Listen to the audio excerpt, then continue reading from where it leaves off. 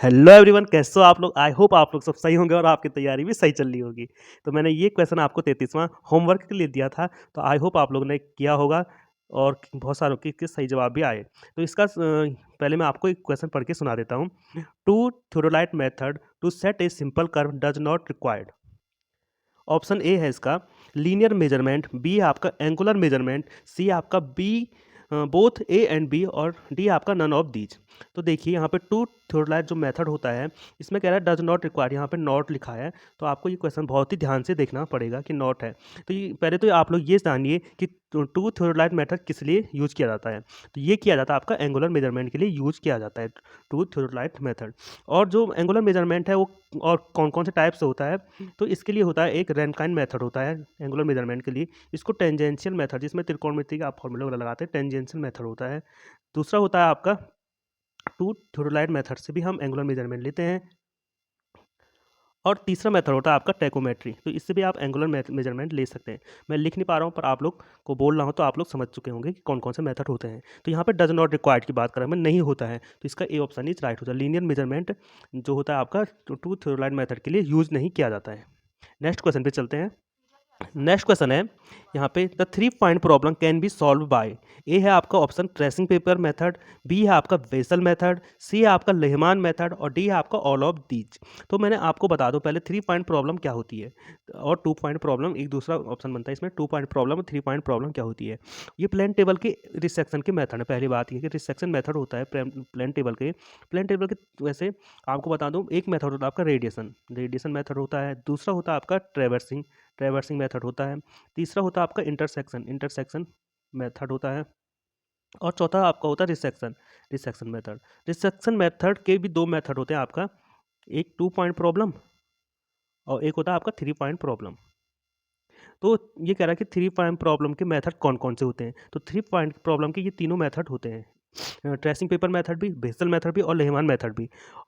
और three point problem किसे कहते हैं, यदि तीन सीट में तीन नॉन पॉइंट के अलोंग की सहायता से किसी अदर पॉइंट की लोकेशन पता करनी या उसका फील्ड में उसकी लोकेशन पता करनी, तो ये थ्री पॉइंट प्रॉब्लम होगी। हिंदी मीडियम वाले स्टूडेंट के लिए ये त्रिबिंदु समस्या कहते हैं इस प्रॉब्लम को। और यदि हम दो दो नॉन पॉइंटों के पेपर में बने हुए दो, मतलब सीट में बने हुए दो नॉन पॉइंट जो हमें पहले से पता है सीट में, उसके अलोंग तीसरे पॉइंट जो फील्ड पे हम तीसरे पॉइंट की लोकेशन पता करते हैं, तो उसको कहते हैं हम टू पॉइंट प्रॉब्लम। तो आई होप आपको समझ आ चुका होगा।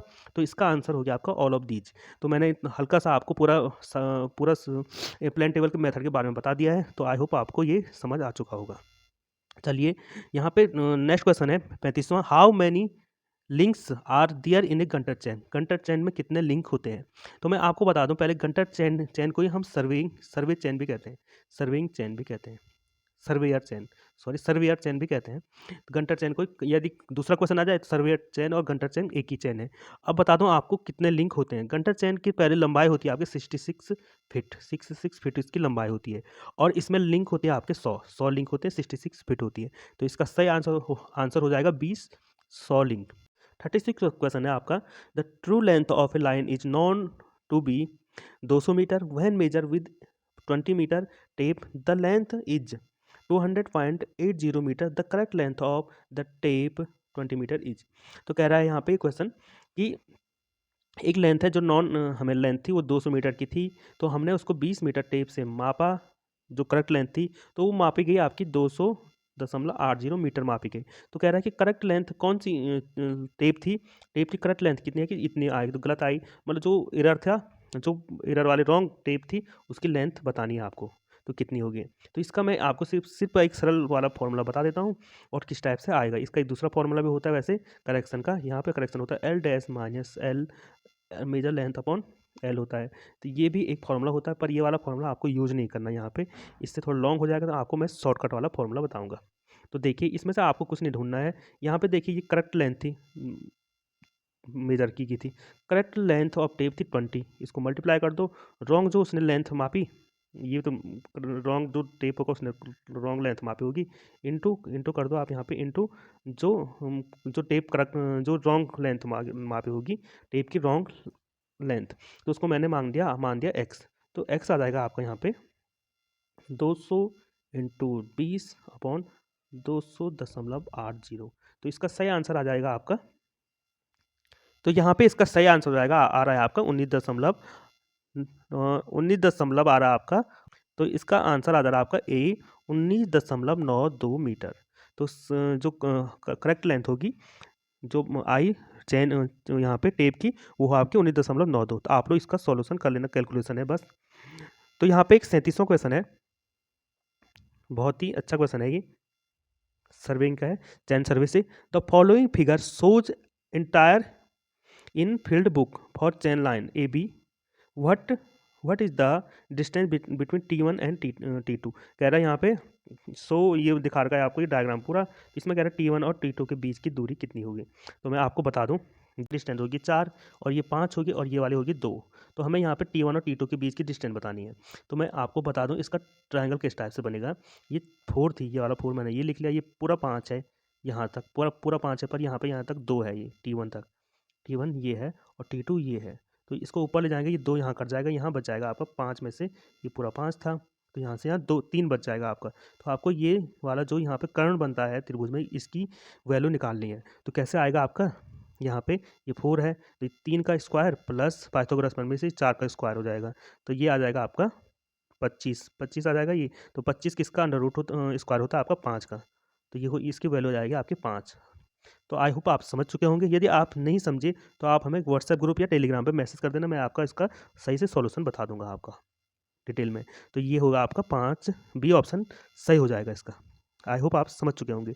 यहाँ पे डायग्राम में आपको सीधा दिखा रखा है T1 और T2, पर एक्चुअल में इस टाइप से होगा, T1 यहाँ होगा, T2 यहाँ होगा, T1 यहाँ होगा, क्योंकि 5 वाली पॉइंट से 2 पे होगा और 9 वाले से ये 5 पे है, इस टाइप से इन दोनों के बीच 4 है। तो यहाँ पे सिंपल सा आपका ज्यामिति लग रही थी बस, और कुछ नहीं। तो यहाँ पे आपका 38 क्वेश्चन है, द कंटूर लाइन। तो यहाँ पे 38वां क्वेश्चन जो है, the contour line, A option आपका never intersect each other, B है आपका always intersect each other, C option है आपका intersect in case of overhanging clip, या डी है option none of the above.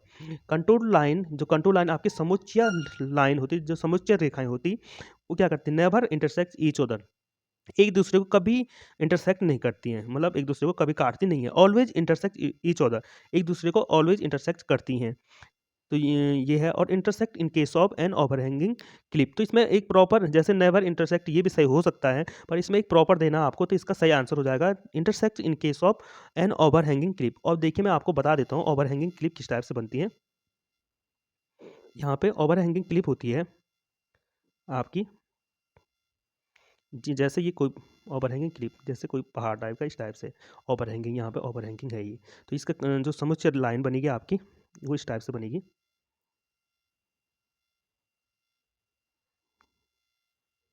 ये ओवरहैंगिंग क्लिप थी ये, तो जैसे इस पॉइंट पे इस पॉइंट कर लेंगे आप लोग, तो इस टाइप से होगी, ये बनी, यहाँ के लेंगे तो यहाँ पे ये बन जाएगी, और पर की यहाँ वाली लेंगे आप, ये वाली, तो इस टाइप से बनती है, ये एक दूसरे को काट रही है, यहाँ की जो कंट्रोल लाइन लेंगे। तो आई होप आपको समझ आ चुका होगा।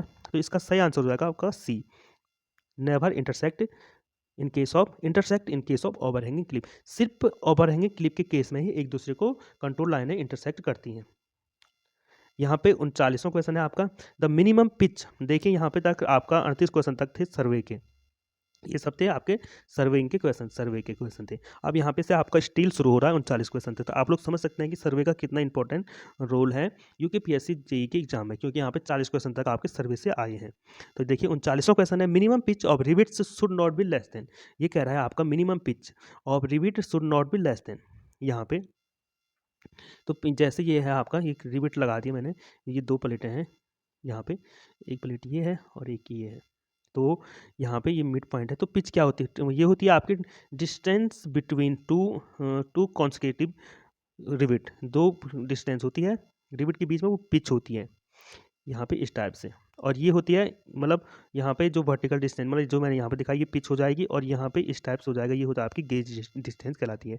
तो कह रहा है मिनिमम पिच कितनी होती है, तो मिनिमम पिच होती है आपकी 2 कंटूरों के बीच की 2.5 डी। डी है यहाँ पे डाया ऑफ रिविट, डाया और रिविट, जो रिविट होता है रिविट का डाया डी है। तो यहाँ पे डी ऑप्शन राइट हो जाएगा। बहुत ही सही क्वेश्चन था यहाँ पे ये।